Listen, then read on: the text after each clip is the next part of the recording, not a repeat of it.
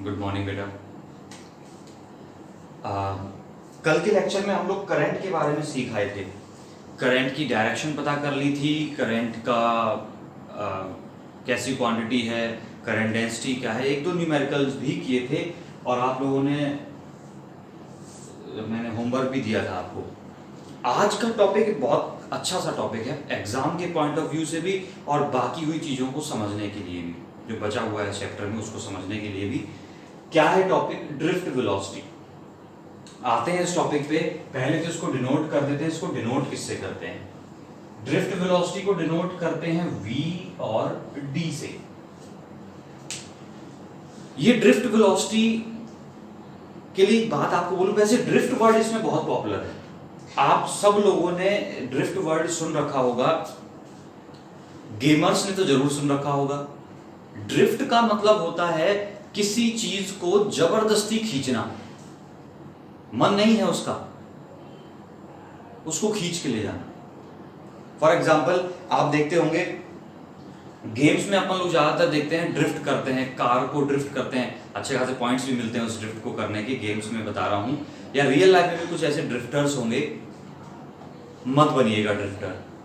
तो क्या करते हैं, ब्रेक लगा लेते हैं गाड़ी में, उसके बाद घुमा देते हैं स्टीयरिंग और गाड़ी मूव करती है।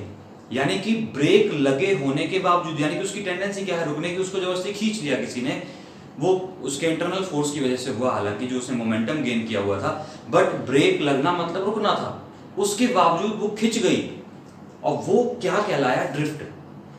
वही यहां पर है।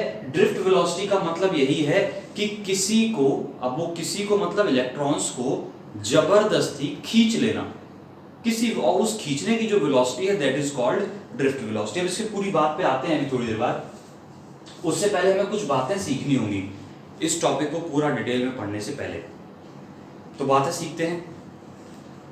कंडक्टर्स की बात है, करंट कहां पर मिल रही थी? कंडक्टर्स में। कंडक्टर्स में कौन था इस करंट का कैरियर? इलेक्ट्रॉन्स थे। तो जो इलेक्ट्रॉन्स अपने पास थे वो बेसिकली क्या है, मैं आपको सिंपल सी बात बोलूं, आपको कल के लेक्चर से याद होगा करंट कब आई थी?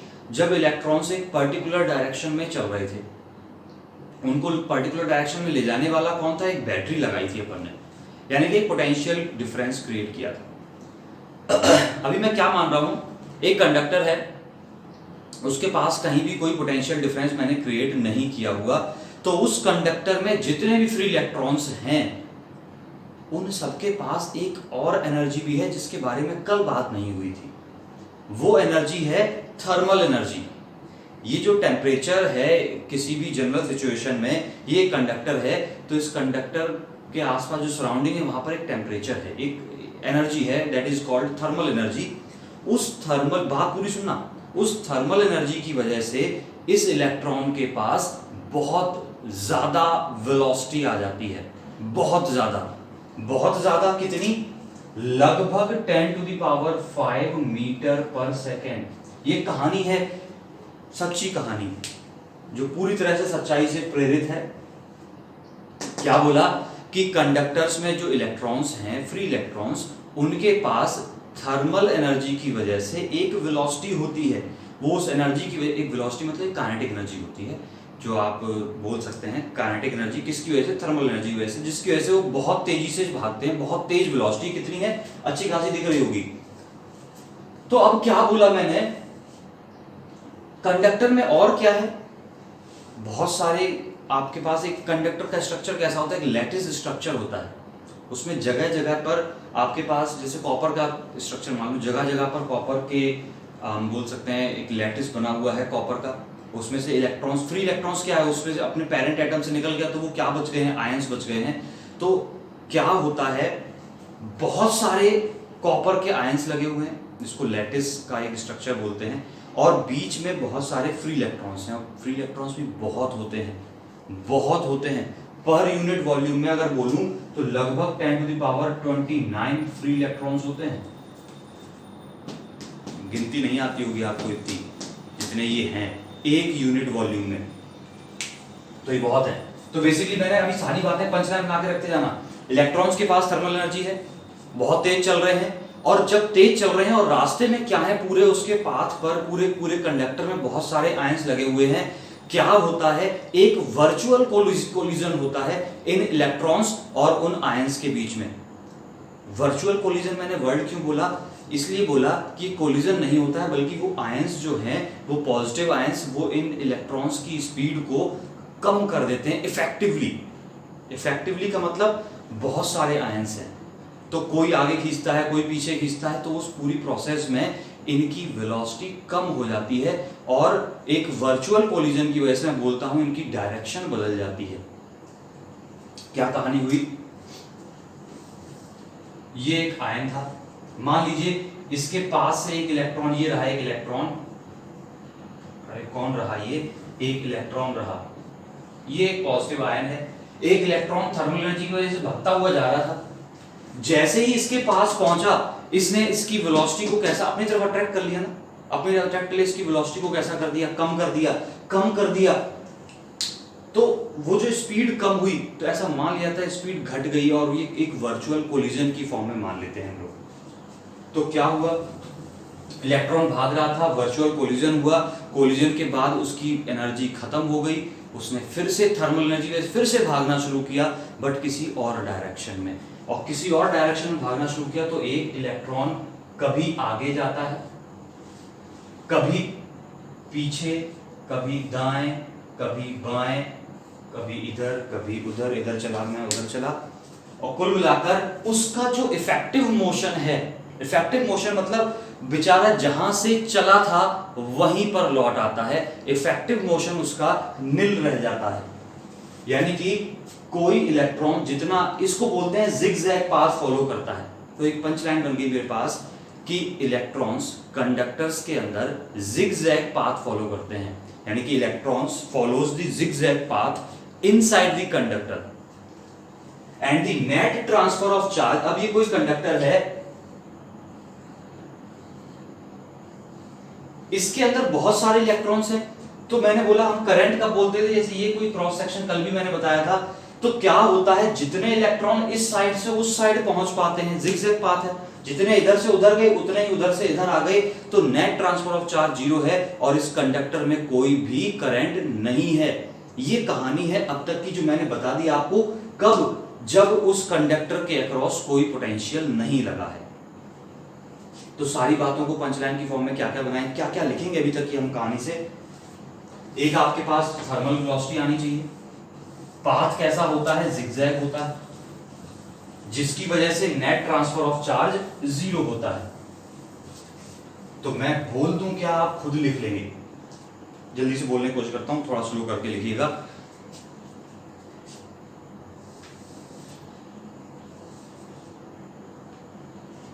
क्या बोल रहे थे हम लोग, हाँ, इन conductors there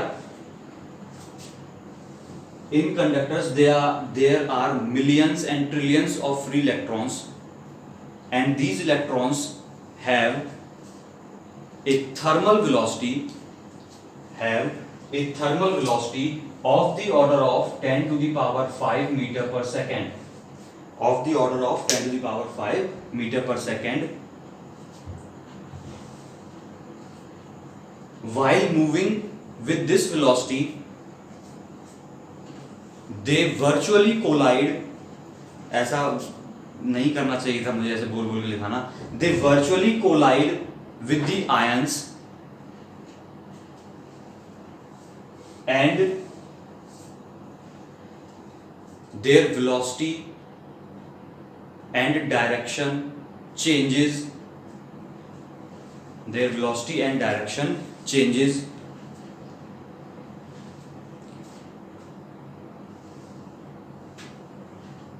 and they follow a zigzag path,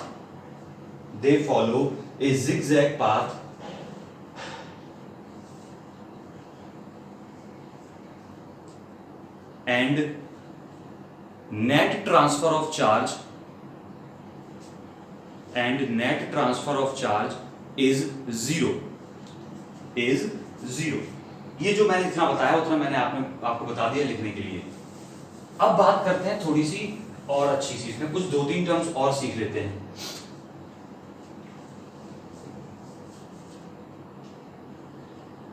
conductor के अंदर बहुत सारे फ्री इलेक्ट्रॉन्स हैं। मैंने मान लिया कितने इलेक्ट्रॉन्स हैं, n इलेक्ट्रॉन्स हैं। मान लिया कंडक्टर के अंदर कितने हैं, n है। अभी थोड़ी देर के लिए जस्ट इमेजिन करिएगा।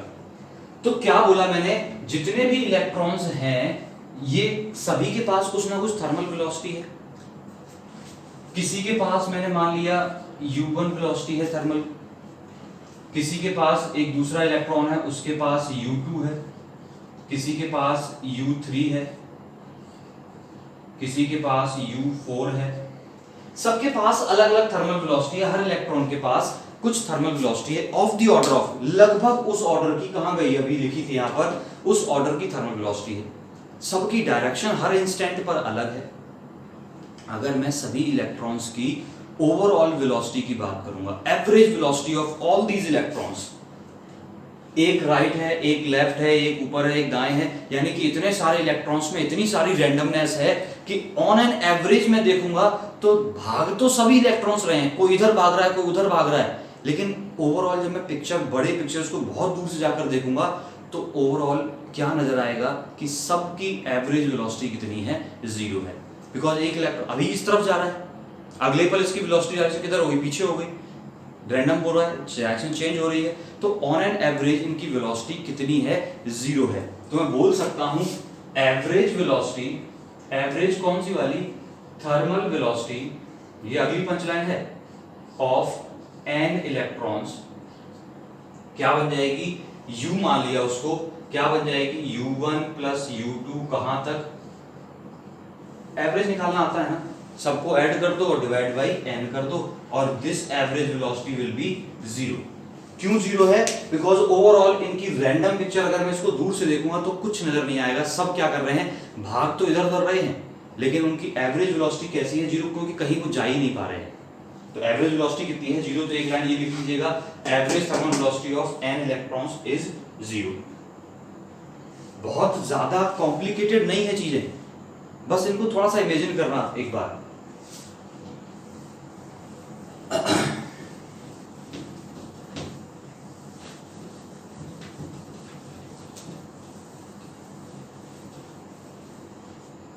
अब देखिएगा, ये कंडक्टर था,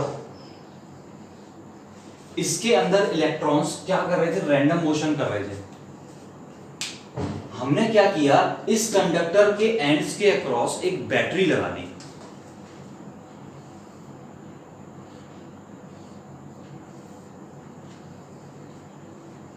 बैटरी लगा दी, बैटरी लगा दी तो बैटरी क्या क्रिएट करती है, एक इलेक्ट्रिक फील्ड क्रिएट करती है।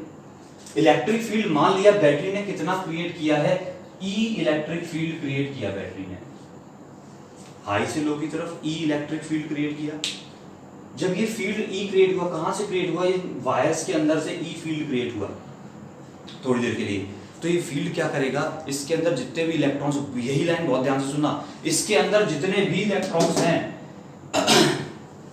बहुत तेज चिल्ला रहा हूं, पता नहीं क्यों मैं आज, इसके अंदर जितने भी इलेक्ट्रॉन्स हैं वो सभी इलेक्ट्रॉन्स इस फील्ड के इन्फ्लुएंस में आ जाएंगे और किधर चलना शुरू करेंगे, आप बताइएगा किधर चलना शुरू करेंगे।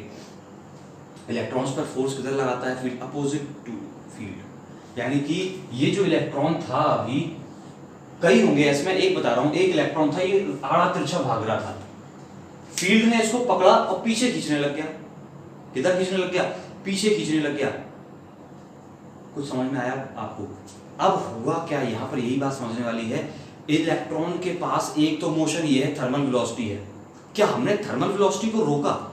थर्मल वेलोसिटी किस वजह से थी, टेम्परेचर की वजह से थी। हमने उसको तो मना नहीं किया, उसको तो नहीं काटा, यानी इसके पास अभी भी कौन सी वेलोसिटी है, थर्मल वेलोसिटी है अभी भी, वो कहीं नहीं गई, लेकिन हमने इसको एक और फोर्स लगा दिया एक्स्ट्रा, और वो फोर्स किसने लगाया, इस बैटरी की वजह से आया, और उसने इसको पीछे खींचना शुरू कर दिया। कुछ समझे? अब इलेक्ट्रॉन क्या करेगा, ये बेचारा पहले रैंडमली ऊपर नीचे दाएं बाएं भाग रहा था, ऐसे ऐसे ऐसे यूं यूं करके चल रहा था। अचानक से क्या हुआ, इसको कोई पीछे खींचने लग गया। तो ये क्या कर रहा है, ऐसे पहले क्या था, जितना आगे जाता उतना पीछे आता था, अब क्या करने लगा, ऐसे भाग तो रहा है रैंडमली, लेकिन कोई इसको पकड़ के खींचे ले जा रहा है, तो धीरे धीरे खिंचता भी जा रहा है, किधर, फील्ड के अपोजिट डायरेक्शन, और जो धीरे धीरे खींच रहा है ना, ये जो दिख रहा है आपको खिंचता हुआ, ये जो खिंचता हुआ जा रहा है एक तरफ पर्टिकुलर डायरेक्शन में, किस तरफ, अपोजिट टू द फील्ड, जो ये खिंच रहा है, यही कही जाती है इसकी वेलोसिटी, ड्रिफ्ट वेलोसिटी। वर्ड समझ में आ गया है ड्रिफ्ट वेलोसिटी का। बेचारा भागना तो चाह नहीं रहा था, हमने क्या किया, उसको बेचारा किधर भाग रहा था, रैंडम चल रहा था, हमने उसको जबरदस्ती पीछे की तरफ खींचना शुरू कर दिया। अब जरूरी पीछे ही, फील्ड के अपोजिट खींचना शुरू कर दिया, और यही वेलोसिटी उसकी खींचने की क्या है, क्या है, ड्रिफ्ट वेलोसिटी। कुछ समझ में आई बात? अब थोड़ा सा फिजिक्स की लैंग्वेज में बोल लेते हैं।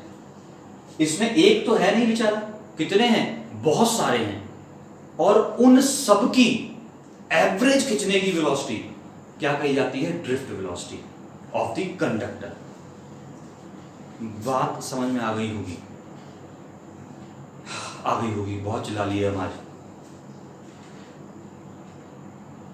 तो ड्रिफ्ट वेलोसिटी की एक डेफिनेशन बना ली जाए, लिख लेते हैं।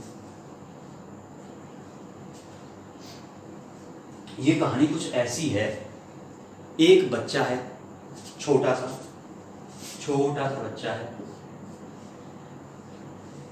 एक कौन है, कुत्ता है इसके पास,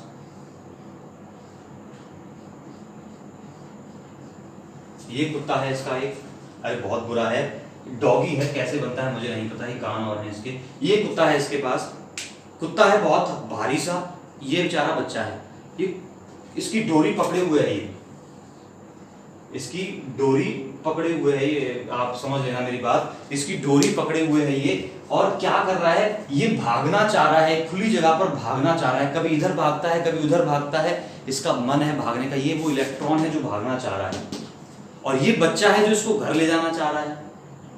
हालांकि बच्चा बाद में जीत जाता है, इसको घर ले तो जाता है, लेकिन ये उतनी देर में भागना नहीं छोड़ता अपना। कई बार आप लोगों ने देखा भी होगा ऐसा सीन, बहुत बार, मैंने तो बहुत बार देखा है, छोटे छोटे बच्चे कुत्ते लेके चल देते हैं, बड़े बड़े, कोई लैब्राडोर लेके चलता है, कोई रॉटवीलर लेके चल देता है, बेवर मैनपुरी में कम है, बाहर ज्यादा दिखते हैं ऐसे सीन। तो बेचारा कुत्ता भागता है इधर उधर, ये वो इलेक्ट्रॉन है जो भटक रहा है, और ये कौन है, ये फील्ड है जो इस इलेक्ट्रॉन को घर ले जाना चाहता है, घर मतलब बैटरी के पास ले जाना चाह रहा है। जीत हमेशा हो जाती है बच्चे की, घर तक पहुंचा लेता है, लेकिन ये भटकता बहुत है। वैसी कहानी इसके पास है, इलेक्ट्रॉन को थर्मल वेलोसिटी है, वो इसको रैंडमली भगा रही है चारों तरफ, लेकिन बेचारा इलेक्ट्रॉन पहुंच जाता है फील्ड की वजह से, और वो बहुत धीरे धीरे पहुंचता है। वही वेलोसिटी क्या है, थर्मल वेलोसिटी। तो क्या डेफिनेशन बन गई, the average velocity of all the electrons, the average velocity of all the electrons opposite to the field, बहुत ध्यान से सुनना, ये एक एक वर्ड का बहुत ज्यादा मीनिंग है, opposite to the field, the average velocity of all the electrons opposite to the field is called drift velocity, is called drift velocity। अब आप बोलेंगे यहां पर मैंने opposite to the field word पे इतना जोर क्यों दिया, बिकॉज इस इलेक्ट्रॉन के पास अलग अलग डायरेक्शंस में भी तो वेलोसिटी है, लेकिन फील्ड के अपोजिट वाली जो वेलोसिटी होगी वो डेफिनेटली किसने प्रोवाइड की है, फील्ड ने, यानी कि जबरदस्ती वाली वेलोसिटी, और उसी को हमने क्या पुकारा है, उसी को हमने पुकारा है ड्रिफ्ट वेलोसिटी के नाम से। तो ये अपोजिट टू द फील्ड का मतलब यहां पर ये हुआ। आई थिंक आपने डेफिनेशन छाप ली है। चलिए, अच्छा एक और बात आपसे पूछेंगे, बहुत कॉम्प्लेक्स टॉपिक नहीं है, अभी तक की बात मैं साथ ही एक साथ रिपीट करूंगा, अभी तक बहुत जल्दी से, तब बहुत अच्छा लगेगा ये टॉपिक ही, तो लास्ट में सुनेंगे तो ज्यादा अच्छा लगेगा, लास्ट की बातें जब हम करेंगे कंक्लूजन वाली। तो क्या बोला, एक बात मैं पूछ रहा था आपसे कि इस इलेक्ट्रॉन के पास जो वेलोसिटी थी, यानी पहले कोलिजन कर रहा था बार बार, वर्चुअली जो कोलिजन मैंने बोले थे, क्या ये कोलिजन अभी भी कर रहा होगा या बंद हो गए होंगे कोलिजन्स? अभी भी कर रहा होगा, क्यों? बिकॉज वो भाग तो अभी भी रहा है बहुत तेजी से, तो जो भाग रहा था थर्मल कोलिजन अभी भी कर रहा है, और कोलिजन जब अभी भी कर रहा है तो अब मैं एक टर्म डिफाइन करने वाला हूं, डेफिनेशन हटा दी मैंने, एक टर्म डिफाइन करूंगा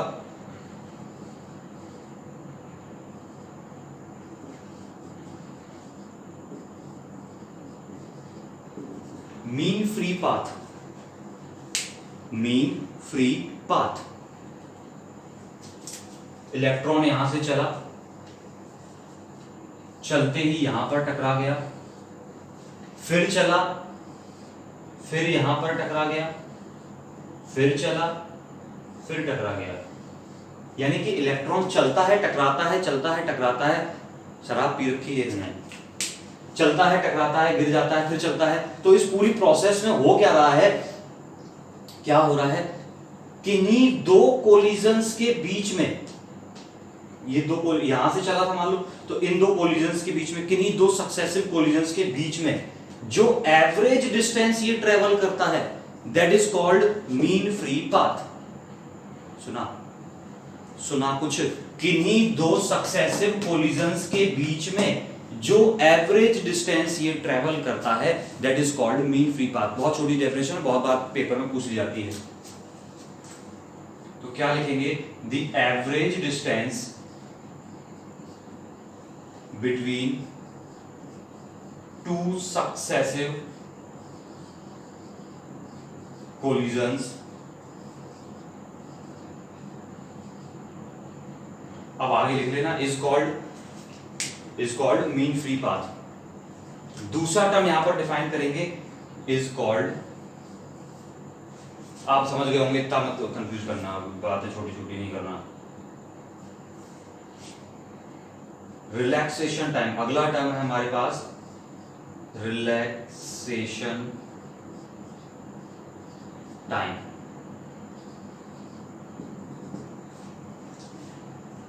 रिलैक्सेशन टाइम को हम लोग कई बार एक और नाम से बुला देते हैं, कोलिजन टाइम। और जैसे ही मैं इसको कोलिजन टाइम बोलूंगा आपको समझ में आ जाएगा ये है क्या, रिलैक्सेशन टाइम यानी कि कोलिजन टाइम। कोलिजन टाइम का मतलब क्या है, किन्हीं दो सक्सेसिव कोलिजन्स के बीच का टाइम, किन्हीं दो सक्सेसिव कोलिजन्स के बीच का time. The time between two successive collisions, इसको क्या कहते हैं, रिलैक्सेशन टाइम। किन्हीं दो कोलिजन्स के बीच का टाइम। अच्छा, ये तो सिर्फ रिलैक्सेशन टाइम हुआ। ऐसे ही एक टर्म बनता है एवरेज रिलैक्सेशन टाइम। ये क्या है, रिलैक्सेशन टाइम। ऐसे ही टर्म बनता है मीन रिलैक्सेशन टाइम या एवरेज रिलैक्सेशन टाइम। तो मान लिया इन दोनों के बीच का टाइम कितना लगा, रिलैक्सेशन टाइम कितना है, टाउ 1। इन दोनों के बीच का कितना है, टाउ 2। मान लिया n कोलिजन्स हुए, तो एवरेज कोलिजन टाइम क्या होगा, इन सभी कोलिजन्स का average, tau 1 plus tau 2 plus tau 3 plus divided by n। तो समझ गए, दोनों टर्म्स हटा दूं। हाँ, आपको बताया नहीं मैंने, इसको डिनोट करते हैं किससे, मैंने वहां पर लिख दिया, बताया नहीं, कतई गंदी बात है। इसको डिनोट करते हैं टाउ से। किससे डिनोट करते हैं, टाउ। आप बोलेंगे सर तो टॉर्क में पढ़ा था हमने। फिजिक्स का दुर्भाग्य है, लेटर कम पड़ गए हमारे पास, तो एक ही लेटर को कई जगह यूज कर लिया है लोगों ने। हमसे पूछ लिए होते दो चार तो हम बता देते इनको। तो क्या बोले, रिलैक्सेशन टाइम को भी टाउ से डिनोट कर दिए हैं ये। अब आप समझिएगा, हटा रहा हूं ये सारी बातें। अब हम आते हैं एक्चुअल डेरिवेशन पर, किसके, ड्रिफ्ट वेलोसिटी। ये सारा बेसिक मुद्दा बन रहा है।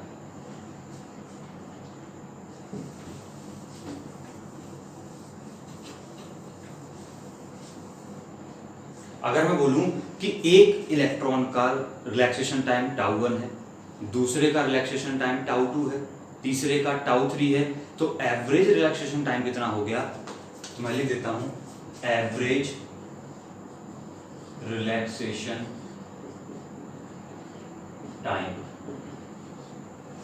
क्या बन जाएगा, टाउ से डिनोट कर देंगे, क्या बन गया, tau 1 plus tau 2 plus dot dot dot tau n divided by n। ये थोड़ा सा डायग्राम अच्छा नहीं लग रहा है, यहाँ पर बीच में डिस्टरबेंस क्रिएट कर रहा है। तो क्या बन गया, एवरेज रिलैक्सेशन टाइम आपके पास सभी के कोलिजन टाइम्स का एवरेज। वो क्या हो गया, वो पूरे कंडक्टर का एवरेज हो गया। ध्यान रखना, रिलैक्सेशन टाइम ये अब एवरेज रिलैक्सेशन टाइम किसके लिए है? पूरे कंडक्टर के लिए हो गया है। पहले इलेक्ट्रॉन के लिए मान लो τ1 था, दूसरे के लिए τ2 था, तो सबके लिए मिलके कितना बन गया? τ बन गया। This is average relaxation time. अब हम आ रहे हैं ड्रिफ्ट वेलोसिटी के एक्सप्रेशन पर। और एक बार मैं आपको बोल दूं यहां पर जरूर कि इस बार 2021 में ये एक्सप्रेशन पूछा जाने वाला है आपसे पेपर में, लिख लीजिएगा। 2021 में पेपर में आ गया है ये, बोले तो छप गया है अभी से। आप बोलेंगे पेपर तो अभी तो पढ़ाई जरूर नहीं, छप कैसे गया? बता दिए बेटा, हम बता रहे हैं आपको, छप गया है ये। अब बात कर रहे थे एक्सप्रेशन की, तो एक्सप्रेशन फॉर ड्रिफ्ट वेलोसिटी।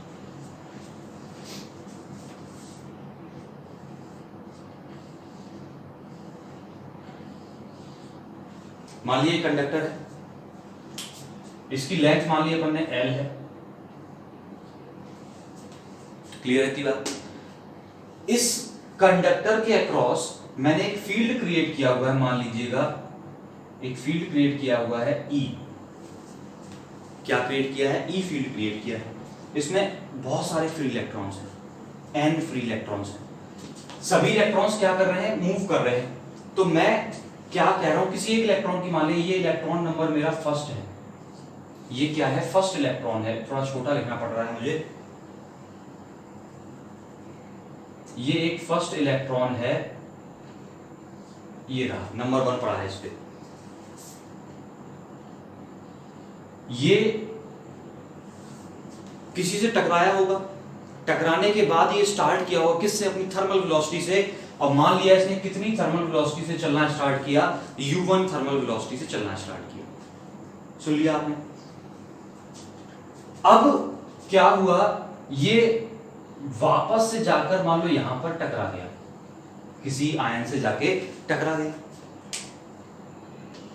यहां तक पहुंचने से पहले इसने कुछ वेलोसिटी गेन कर ली होगी यहां से यहां तक आने में। अब बात सुनना, यहीं पे कंफ्यूज होते हैं 99% नहीं 100% बच्चे कंफ्यूज होते हैं। मैं कुछ बोलूंगा यहां से आपको। ये इलेक्ट्रॉन है, इस इलेक्ट्रॉन पर हमने क्या निकालना था कि इलेक्ट्रिक फील्ड की वजह से इसने कितनी वेलोसिटी गेन की है। थर्मल वाली नहीं निकालनी, कौन सी निकालनी है? इलेक्ट्रिक फील्ड की वजह से इसने क्या वेलोसिटी गेन की है। तो जरा मेरी बात सुनना, मैं 2-3 लहजों में बोल सकता हूं, हालांकि अभी मैं थोड़ा सा बुकिश मेथड से चलूंगा, बाकी मैं अपने तरीके से करता तो थोड़ा अलग होती कहानी। चलिए, तो मैंने क्या बोला? ये फील्ड है E। इस फील्ड के लिए मुझे क्या निकालना था? फील्ड ने कितनी वेलोसिटी प्रोवाइड की। तो वेलोसिटी प्रोवाइड की यानी कि पहले तो वो कुछ फोर्स लगाएगी तभी तो वेलोसिटी लाएगी, और फोर्स लगाएगी तो एक्सेलरेशन आएगा। बात समझ रहे हैं? तो मैं बोलूंगा force on the electron. Force कितना होता है, फील्ड कितना फोर्स लगाता है? गोल्डन था फर्स्ट चैप्टर में, F=QE। ये लेक्चर बहुत लंबा होने वाला है, जहां तक मुझे ऐसी फीलिंग आ रही है, क्योंकि बहुत बेसिक था ये। F=QE गोल्डन फॉर्मूला होता है। Q का मतलब क्या है? इलेक्ट्रॉन है, तो F=E×E। क्या आपको पता है इलेक्ट्रॉन पे नेगेटिव चार्ज होता है, तो ये फोर्स की डायरेक्शन क्या होगी? Opposite to the field. तो मैं क्या लिख दे रहा हूं इसके साथ? Opposite to the field. Line एक सुनते रहना। फोर्स पता चल गया मुझे, E×E किस तरफ? Opposite to the field. यहां तक बात क्लियर है? अब अगर फोर्स है तो मुझे क्या करना था? वेलोसिटी, यानी कि उससे पहले मुझे एक्सेलरेशन निकालना पड़ेगा। तो मैं एक्सेलरेशन निकालूंगा, और एक्सेलरेशन निकालने के लिए आपको पता है फोर्स पता है, एक्सेलरेशन निकालना है। तो एक न्यूटन ने लॉ दिया था हमको,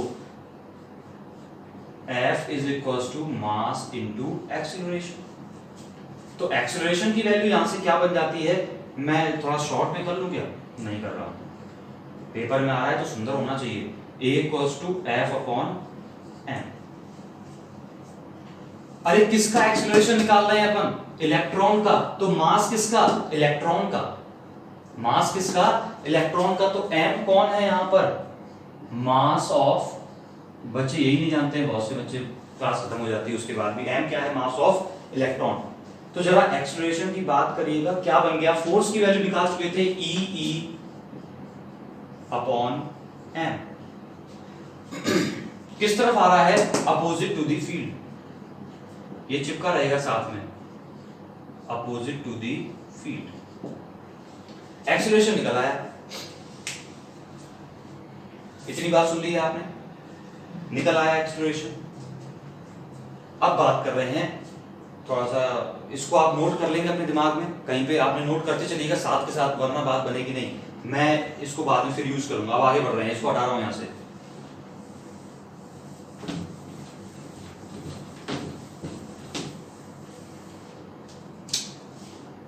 तो ऐसे बहुत सारे इलेक्ट्रॉन्स होंगे, हम बात कर रहे हैं for first electron.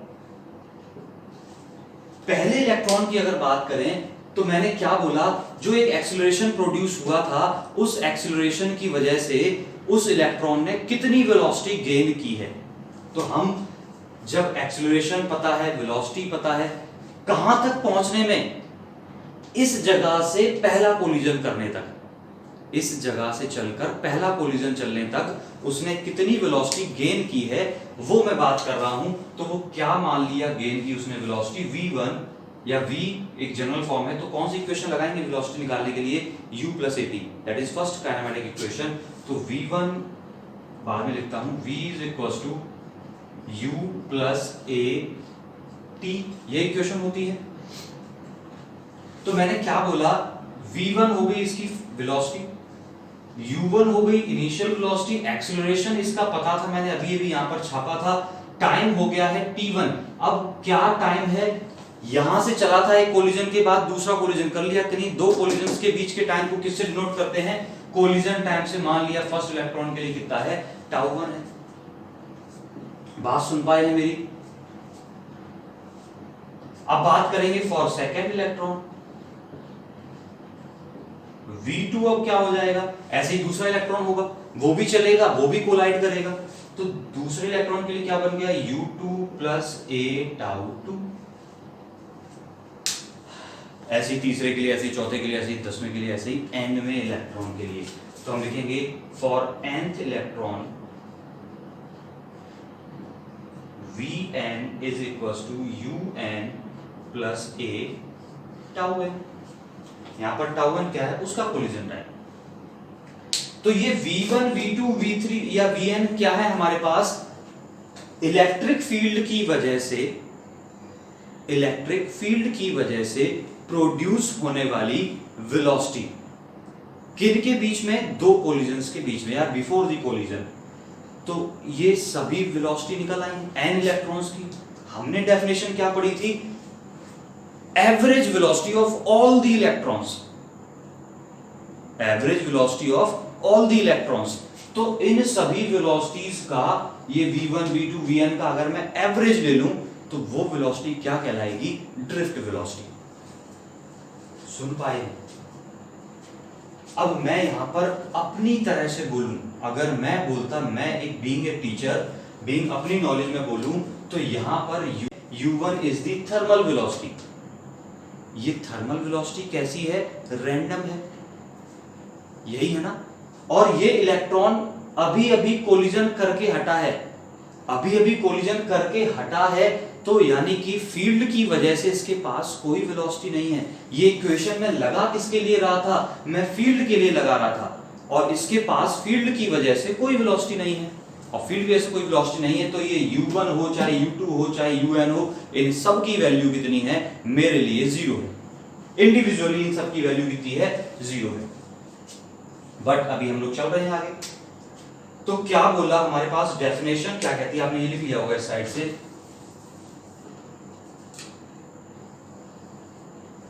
From the definition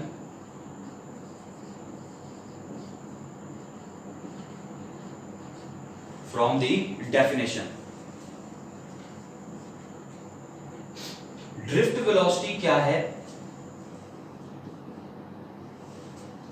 average है इन सबका, इन सबका average velocity of all the electrons, यानी कि एवरेज कैसे लेते थे पता है, v1 प्लस v2 प्लस कहां तक, vn डिवाइडेड बाई n। ये बन गई है फ्रॉम द डेफिनेशन। अब मेरा कहने का मतलब ये है कि मुझे ऐसे ही लिखना पड़ेगा, ये वाला साइड हटा नहीं सकता हूं। तो वीडी क्या बन गया, आप V1 की वैल्यू जानते हैं, U1 प्लस ए टाउ 1, U2 प्लस ए टाउ 2, यही जानते हैं। थोड़ा सा मैथमेटिकली इसको कर रहे हैं, इन सबको ऐड करना है। तो क्या हम एक काम कर सकते हैं, U वाले टर्म्स एक तरफ लिख लें और टाउ वाले एक तरफ लिख लें, ऐड ही तो कर रहे हैं। तो हम क्या लिख सकते हैं इसको, U1 प्लस U2 कहां तक, UN तक, ये U वाले एक साथ कर लिए, प्लस कौन से एक साथ कर लो, टाउ वाले एक साथ करेंगे तो A कॉमन मिलेगा ना, plus A tau 1 plus tau 2 plus कहां तक, टाउ n तक। ये तो क्या बन गया, V1 plus V2 plus Vn। इसमें डिवाइड किससे करना है, n से, तो that is divided by n। ये एक लाइन में लिखना था, हमारे पास जगह की थोड़ी कमी है। अब मेरा इससे मतलब खत्म हो गया, मैं इसको हटा रहा हूं।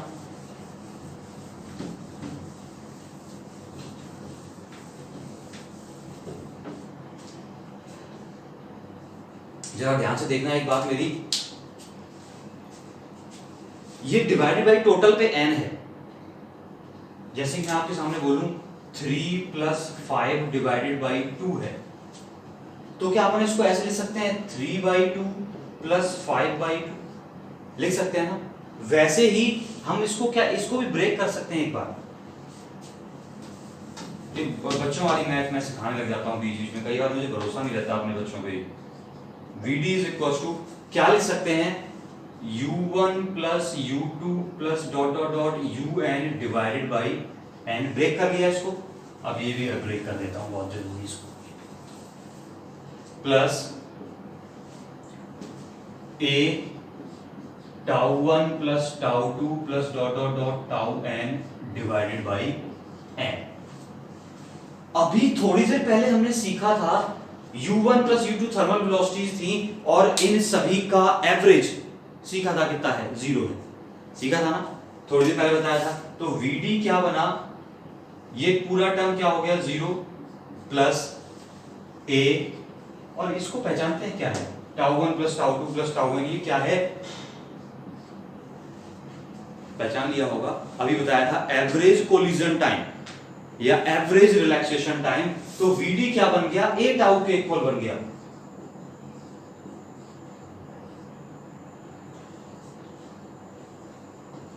आपको A की वैल्यू निकाली थी अभी हमने, तो VD क्या आ गया, A की वैल्यू थी हमारे पास E अपॉन m, ये A की वैल्यू थी इनटू टाउ।